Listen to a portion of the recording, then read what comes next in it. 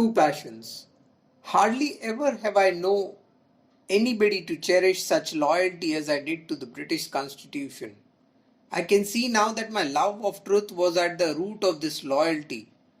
It has never been possible for me to simulate loyalty or, for that matter, any other virtue. The national anthem used to be sung at every meeting that I attended in Natal. I then felt that I must also join in the singing. Not that I was unaware of the defects in British rule, but I thought it was on the whole acceptable. In those days, I believed that British rule was on the whole beneficial to the ruled. The colour prejudice that I saw in South Africa was, I thought, quite contrary to British traditions, and I believed that it was only temporary and local. I therefore vied the Englishman in loyalty to the throne. With careful perseverance, I learned the tune of the national anthem and joined in the singing whenever it was sung. Whenever there was an occasion for the expression of loyalty without fuss or ostentation, I readily took part in it. Never in my life did I exploit this loyalty, never did I seek to gain a selfish end by its means. It was for me more in the nature of an obligation, and I rendered it without expecting a reward. Preparations were going on for the celebration of Queen Victoria's Diamond Jubilee when I reached India. I was invited to join the committee appointed for the purpose in Rajkot. I accepted the offer but had a suspicion that the celebrations would be largely a matter of show. I discovered much humbug about them and was considerably pained. I began to ask myself whether I should remain on the committee or not, but ultimately decided to rest content with doing my part of the business. One of the proposals was to plant trees. I saw that many did it merely for show and for pleasing the officials. I tried to plead with them that tree planting was not compulsory, but merely a suggestion. It should be done seriously or not at all. I have an impression that they laughed at my ideas. I remembered that I was in earnest when I planted the tree allotted to me and that I carefully watered and tended it.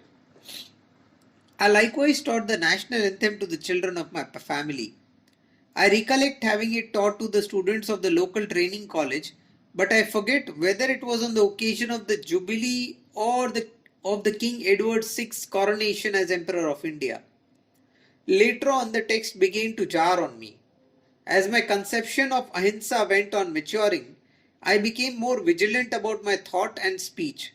The lines in the anthem, scatter her enemies and make them fall, confound their politics, frustrate their knavish tricks, particularly jarred upon my sentiments of ahimsa.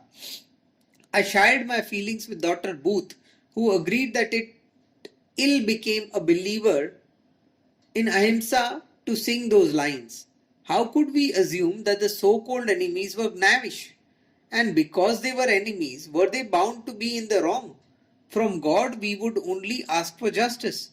Dr. Booth entirely endorsed my sentiments and composed a new anthem for his congregation. But of Dr. Booth, more later. Like loyalty and aptitude for nursing was also deeply rooted in my nature. I was fond of nursing people, whether friends or strangers. Whilst busy in Rajkot with a pamphlet on South Africa, I had an occasion to pay a flying visit to Bombay. It was my intention to educate public opinion in cities on this question by organizing meetings, and Bombay was the first city I chose. First of all, I met Justice Ranade, who listened to me with attention and advised me to meet Sir Feroz Shah Mehta.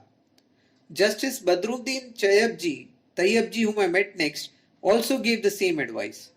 Justice Ranade and I can guide you, but little he said, you know our position. We cannot take an active part in public affairs, but our sympathies are with you. The man who would effectively guide you is Sir Feroz Shah Mehta. I certainly wanted to see Sir Feroz Shah Mehta, but the fact that these senior men advised me to act according to his advice gave me a better idea of the immense influence that Sir Feroz Shah had on the public. In due course I met him. I was prepared to be awed by his presence, I had heard of the popular titles that he had earned and knew that I was to see the Lion of Bombay, the uncrowned king of the presidency. But the king did not overpower me. He met me as a loving father would meet his grown up son. Our meeting took place at his chamber. He was surrounded by a circle of friends and followers. Amongst them were Mr. D. E. Vacha and Mr. Kama, to whom I was introduced. I had already heard of Mr. Vacha. He was regarded as the right-hand man of Sir Firoz Shah, and Sri Veerchand Gandhi had prescribed him to me as a great statistician. Mr. Vacha said, "Gandhi, we must meet again." These introductions could scarcely have been 2 minutes. Sir Firoz Shah carefully listened to me. I told him that I had seen Justices Ranade and Tayyabji. "Gandhi," said he, "I see that I must help you. I must call a public meeting here." With this, he turned to Mr. Munshi, the secretary, and told him to fix up the date of the meeting. The date was settled, and he made me goodbye, asking me to see him again on the day previous to the meeting. The interview removed my fears, and I went home delighted. During this stay in Bombay, I called on my brother-in-law who was staying there and lying ill. He was not a man of means, and my sister, his wife, was not equal to nursing him. The illness was serious, and I offered to take him to Rajkot. He agreed, and so I returned home with my sister and her husband. The illness was much more prolonged than I had expected. I put my brother-in-law in my room and remained with him night and day. I was obliged to keep awake part of the night and had to get through some of my South African work whilst I was nursing him. Ultimately, however, the patient died, but it was a great consolation to me that I had had the opportunity to nurse him during his last days. My aptitude for nursing gradually developed into a passion, so much so that it often led me to neglect my work, and on occasions I engaged not only my wife but the whole household in such service. Such service can have no meaning unless one takes pleasure in it. When it is done for show or for fear of public opinion, it stunts the man and crushes his spirit. Service which is rendered without joy helps neither the servant nor the served, but all the pleasures and possessions pale into nothingness before service which is rendered in a spirit of joy.